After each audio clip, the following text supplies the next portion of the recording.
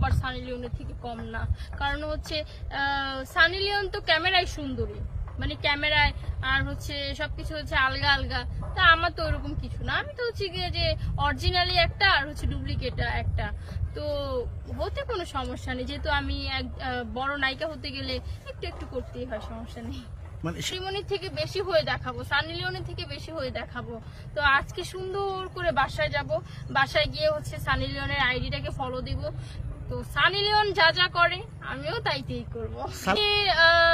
শাকিব খানের নায়িকা হতে পারে ওইরকম কিছু করলে তো আমি হব, সমস্যা নেই। কারণ আমি যেমন হচ্ছে সানি লিওনের মতো পোশাক পরতে হবে, তবেই তো আমাকে দ্বিতীয় সানি লিওন লাগবে।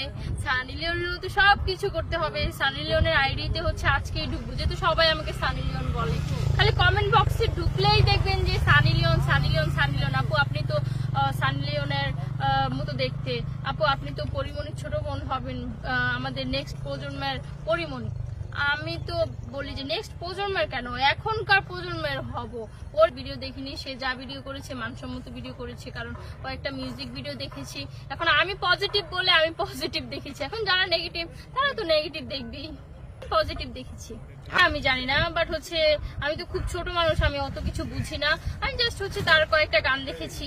ইভেন আমি জানি যে সে দেখতে শুনতে সুন্দর এবং হচ্ছে ইন্ডিয়ার একজন নায়িকা।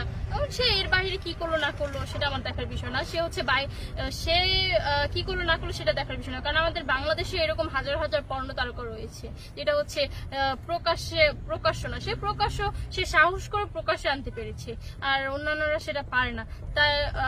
তার দিক থেকে আমার মনে হয় যে সানি লিওন আগায় আছে। সে ধরনের হতে চাই না, বাট হচ্ছে তার মতো কয়েকটা মিউজিক ভিডিও করে পুরো দেশ কাঁপায় দিতে চাই, পুরো বিশ্ব কাঁপায় দিতে চাই। ইভেন হচ্ছে তার মতো ড্রেস আপ করে মানে ছেলেদের মাথা নষ্ট করে দিতে চাই। না, আমার মাথা নষ্ট করার মতো এখনো কেউ জন্মই হয় নাই। কারণ হচ্ছে আমি এমন একজন মানুষ যে যার প্রতি ক্র্যাশ খাবো তার প্রতি ক্র্যাশ খাবো।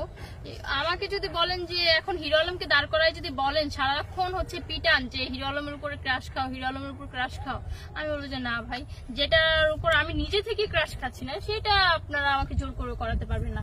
তো ব্যাপারটা হচ্ছে এরকম, আমার মাথা নষ্ট করার মতো এখনো কোনো ছেলে হচ্ছে পৃথিবীতে জন্ম হয়নি। বলতে গেলে ওই যে যারা ঢাকা শহর ভাড়া থাকে তাদের তো টাঙ্কি নাই। এখন আমরা হচ্ছে নিজস্ব বাড়ি, আমাদের নিজস্ব সবকিছু, টাঙ্কি তো আমাদেরই থাকবে। তো তারা হয়তো কথাটা ওইভাবে বুঝাতে চাইছে, যারা ঢাকা শহর ভাড়া থাকে তাদের তো আর টাঙ্কি থাকবেও না, আরো চেষ্টা করবো টাঙ্কি থাকবে না। ইভেন হচ্ছে আমার জানা মতে মিডিয়ায় ভালো কিছু করতে গেলে সুন্দর চেহারা লাগে, কিউটনেস লাগে, ইভেন হচ্ছে ক্যারেক্টারের সাথে যাতে মিল যায় আর আকর্ষণীয় হতে হয়। বাট মিডিয়ার যে নিয়ম দেখতেছি ওইটা হচ্ছে যে ছেলেদের সাথে অনেক সময় দিতে হয়, ছেলেরা যেখানে বলবে সেখানে চলে যাও, ছেলেদের সময় কাটানোর সঙ্গী হতে হবে। তো এগুলো না আমার পক্ষে পসিবল না। তাই আমি হচ্ছে আমার নিজের যোগ্যতায় দিয়ে কাজ করতে চাচ্ছি। আমি কি দেখতে শুনতে কাইলা নাকি যে আমি হচ্ছে ছেলেদের সাথে সময় কাটাবো, এর পায়ের নিচে পড়ে থাকবো, এর পায়ের নিচে পড়ে থাকবো, ওইরকম সময় আমার কাছে নেই। কারণ আমাকে যে কাজে নিবি সে এমনিই কাজে নিবে। তো আমি আমার যোগ্যতা দিয়ে কাজ করবো। এটা আমি অনেক ফেস করেছি, যেহেতু আমি খুবই ছোট। আমাকে যদি কেউ মানে এখনো বলার ওইরকম ভাবে সাহস পাইনি, কারণ আমি ম্যারিড।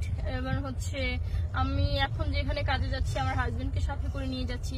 তো এর আগেও আমি আমার হাজবেন্ডকে তো কয়েকদিন ধরে নিয়ে যাচ্ছি, কয়েকদিন বলতে নিয়ে যাচ্ছি তাকে, বাট এর মাঝখান দিয়ে একা কাজ করেছিলাম। তখন হয়েছে কি যে আমার নিজের প্রতি আত্মবিশ্বাস ছিল। আমি আমার হাজবেন্ডকে বলেছি যে এমন কোনো ছেলে জন্ম হয়নি যে আমার সাথে জোর করে কিছু করবে, সেটা বড় কথা না। বড় কথা হচ্ছে যে তুমি আমার উপর সবসময় বিশ্বাস রাখবে, আমি নিজে সেফ নিজেই করতে পারি। আমি হচ্ছে একটু দরজাল টাইপের মেয়ে, মানে আমার সাথে যে ভালো করবে তার সাথে আমি অনেক ভালো, যে আমার সাথে খারাপ করবে তারা মনে করেন যে লেজ টানতে টানতে মনে করেন যে তার অর্ধেক লেজ কেটে যাবে যদি আমার সাথে কেউ খারাপ করে। যে আমার পিছনে লাগছে এইসব বিষয় নিয়ে মনে করেন যে তার ভবিষ্যৎ খারাপ হয়ে গেছে।